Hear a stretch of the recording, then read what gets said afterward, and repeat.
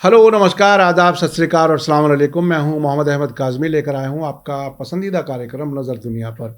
Israel में नई सरकार के ओहदा संभालने के बाद लगातार हालात ख़राब हो रहे हैं। ऐसा लग रहा है कि इजराइल सरकार अंदरूनी दबाव की वजह से ईरान और फ़िलिस्तीनी ग्रुप्स के खिलाफ माहौल बना रही है। इजराइल के प्राइम मिनिस्टर फ्रांस पहुंचे हुए हैं, जबकि फॉरेन मिनिस्टर सूडान में हैं। हर सैटरडे इजरायली लोग अपनी सरकार के खिलाफ प्रोटेस्ट कर रहे हैं। अमेरिका के फॉरेन मिनिस्टर एंटनी ब्लिंकन और CIA के सरबराह विलियम बर्न्स ने हाल ही में इजराइल का दौरा किया था। ऐसा लग रहा है कि अब फिलिस्तीनी अथॉरिटी के चेहरे से पूरी तरह से नकाब उठ चुकी है और अब आम फिलिस्तीनी महमूद अब्बास को अपना दुश्मन समझते हैं। इजराइल का कहना है कि अगर फिलिस्तीनी अथॉरिटी उनके मुताबिक टेररिज्म यानी फिलिस्तीनी लड़ाकों को कंट्रोल नहीं कर सकती तो फिर उसके बाकी रहने की क्या ज़रूरत है।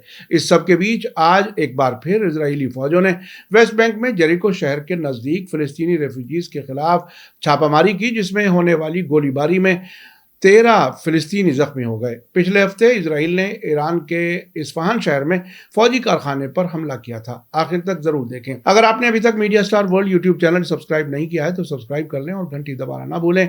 आप मीडिया स्टार वर्ल्ड को हर महीने मदद दे सकते हैं। इसके लिए हमारे चैनल पर ज्वाइन बटन एक्टिव है। आपकी मदद से हम बेहतर काम कर सकते हैं। ताज़ा खबर के मुताबिक इजरायली डिफेंस फोर्स IDF और फिलिस्तीनियों के बीच आज सुबह वेस्ट बैंक में जेरिको के नज़दीक रेस्टोरेंट हमले में शामिल मुलजिम फिलिस्तीनियों को गिरफ्तार करने की कार्रवाई के दौरान गोलीबारी हुई, जिसमें 13 फिलिस्तीनी जख्मी हो गए। एक होटल में गोलीबारी के बाद इस फौजी कार्रवाई में मुलजिमों को गिरफ्तार नहीं किया जा सका है। जेरिको रिफ्यूजी कैंप में लोगों को टेक्स्ट मैसेज दिया गया था कि अपने बच्चों को घर पर ही रखें।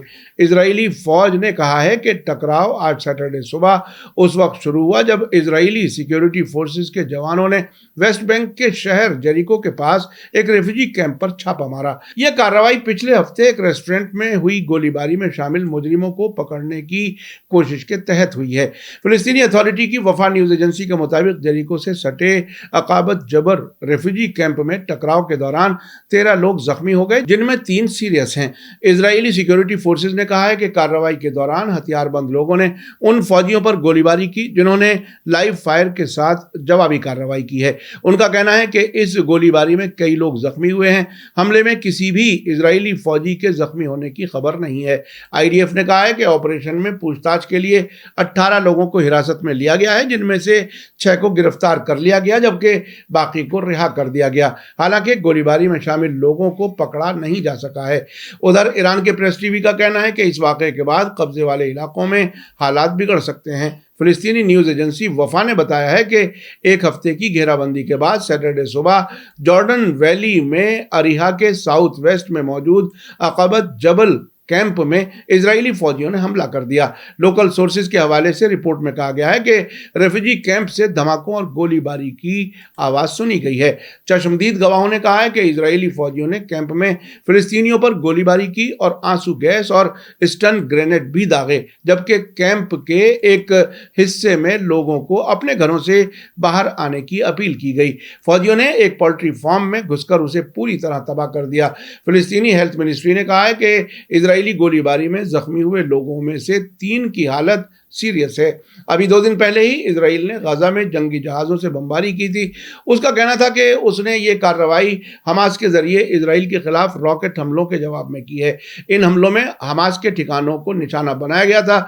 मिसाइल और हथियार बनाने के लिए इस्तेमाल होने वाले केमिकल्स के गोदामों को बमबारी से निशाना बनाया गया था। हमास ने इजरायली जेलों में फिलिस्तीनी कैदियों के खिलाफ की जाने वाली ज्यादतियों के जवाब में यह दूसरी बार रॉकेटों से हमला किया था। इजरायली फौज का कहना है कि उसके जेट जहाज़ों ने उस जगह पर बमबारी की है जहां हमास मिसाइल बनाने के लिए इस्तेमाल किए जाने वाले केमिकल्स को स्टोर करता है और जहां हमास हथियार बनाता है। इजरायली मीडिया में कहा गया है कि तेल अवीव गजा से होने वाले हर हमले के लिए हमास को जिम्मेदार मानता है, भले ही ये ग्रुप इसके पीछे हो या ना हो। इजराइल के अंदर लगातार बेचैनी के बावजूद वहां के प्राइम मिनिस्टर और फॉरेन मिनिस्टर ने फ्रांस और सूडान का दौरा ऐसे हालात में किया है जबकि बेंजामिन नेतन्याहू की सरकार पर भारी अंदरूनी दबाव है। नेतन्याहू 2 फरवरी को 3 दिन के दौरे पर फ्रांस गए जबकि कोहन खार्तूम पहुंचे। ये दौरे ऐसी हालत में हुए हैं जबकि नेतन्याहू के मुखालिफों ने हर सैटरडे को बड़े पैमाने पर प्रोटेस्ट का सिलसिला जारी रखा है। हालात ऐसे हैं कि नेतन्याहू सरकार गिर जाने के इम्कान लगातार बने हुए ہوئے ہیں۔ نیتنیاہو کا فرانس دورہ خاص طور پر ایران مخالف مقصد پر کام کرنے اور فلسطینیوں کے ساتھ جاری جھڑپوں کے مسئلے پر بات کرنا تھا۔ پچھلے ایک مہینے میں فلسطینیوں کے ساتھ اسرائیل کا تناؤ بہت بڑھ گیا ہے۔ فلسطینیوں نے اسرائیلی فوج کے ظلم کا جواب دیتے ہوئے یہودی بستیوں کے رہنے والوں کو نشانہ بنایا، جس کے نتیجے میں 10 یہودی مارے گئے ہیں۔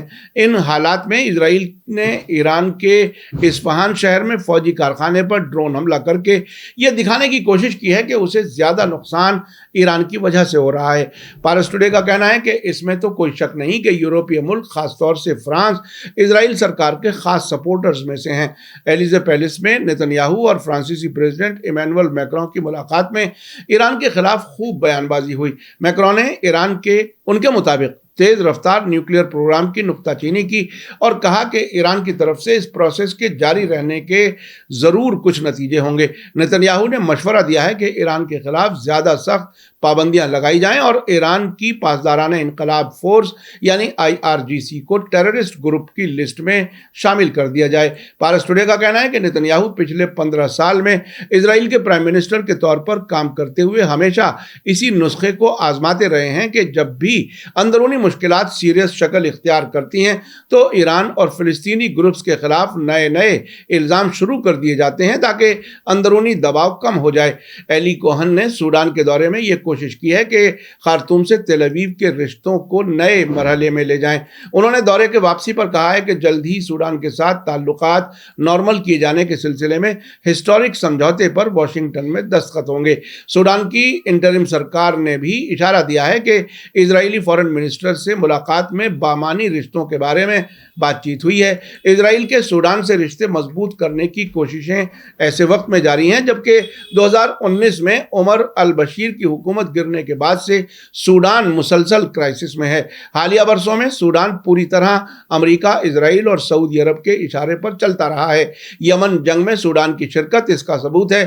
یمن کی پولیٹیکل کونسل کے ممبر محمد الحوثی نے اسرائیلی فورن منسٹر کے سوڈان دورے پر کہا ہے کہ سوڈان اس وقت یمنیوں کے قتل عام میں شامل ہے اور اسرائیل سے رشتے بڑھا رہا ہے۔ ان کا ٹیررزم بے نقاب ہو چکا ہے۔ آپ نے دیکھا کہ حالات کس تیزی سے بگڑ رہے ہیں۔ آنے والے وقت میں کیا ہوگا کسی کو کچھ نہیں معلوم۔ اسرائیل میں سرکار بچے گی یا نہیں؟ ایران اصفہان والے حملے کا جواب کیسے دے گا؟ یہ آنے والا وقت بتائے گا۔ میڈیا سٹار ورلڈ لگاتار نظر رکھے ہوئے ہے۔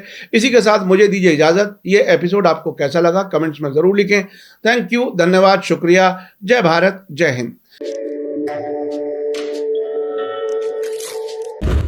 میڈیا سٹار ورلڈ کے اور ویڈیو دیکھنے کے لیے ہمارے چینل کو سبسکرائب کریں اور سیدھے نوٹیفیکیشن پانے کے لیے بیل آئیکن دبائیں۔ اور اگر ہماری خبر سچی اور اچھی لگے تو اپنے واٹس ایپ، انسٹاگرام، فیس بک اور ٹویٹر اکاؤنٹ پر ضرور شیئر کریں۔